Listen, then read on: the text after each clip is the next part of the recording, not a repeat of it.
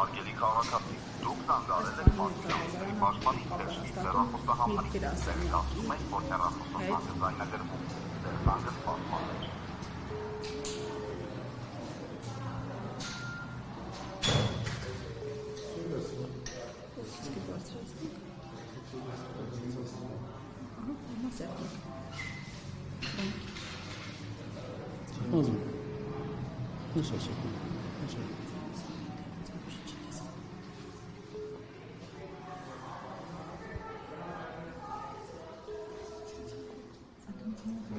Չէ, ինչ են միջում, ժամ 2:15 է։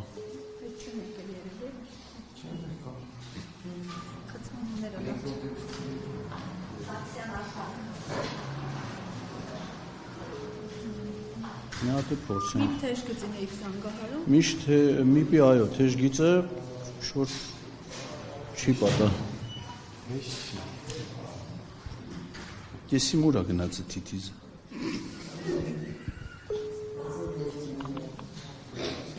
Արգելի քաղաքացի, դուք զանգարել եք Մարտիրոսյանի պաշտպանի Սերժի հեռախոսահամարի,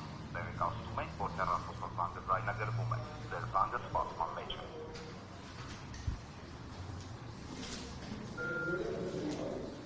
Արգելի քաղաքացի, դուք զանգարել եք Մարտիրոսյանի պաշտպանի Սերժի հեռախոսահամարի, ասում եք, որ հեռախոսազանգը ձայնագրվում է, ձեր զանգը սպասում։ Ալո։ Ալո, բարև ձեզ։ Բարև ձեզ։ Մարտիրոսյանի պաշտպանի գրասենյակից է։ Այո։ Ձեզ անհանգստացնում է քաղաքացի Էդգար Ղազարյանը։ Ես մի նման հարցով մի անգամ եմ ձեզ դիմել, սա բազմաթիվ անգամներ կրկնվում է եւ նորից եմ ձեզ դիմում։ Ազգային ժողովում հայտարարված է քաղաքացիների ընդունելություն եւ այսօր պետք է ընդունելություն իրականացներ ազգային ժողովի նախագահի տեղակալ Ռուբեն Ռուբինյանը։ Ինձ հայտնում են այստեղ, որ Ռուբեն Ռուբինյանը բոլոր քաղաքացիներին պատրաստ է ընդունել,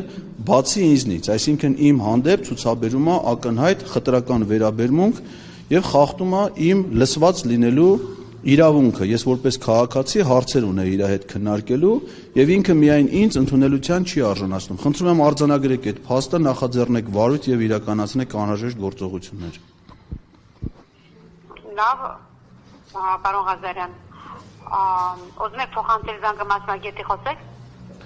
Եթե դա է կարգը, փոխանցեք մասնագետին, եթե արդեն արձանագրում։ Կամ ձեր հեռախոսահամարը կփոխանցեմ, ձեզ հետ կապ կհաստատեն, հա՞ մեր Ֆիքսվեց իմ հեռախոսի համարը ձեզ մոտ։ Ինչպես։ Իմ հեռախոսի համարը ֆիքսվեց արդեն ձեզ մոտ։ Մեկ վայրկյան։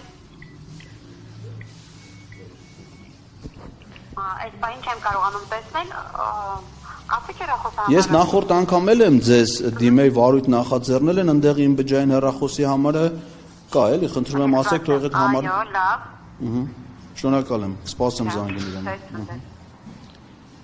Մի հատ փորձենք ազգային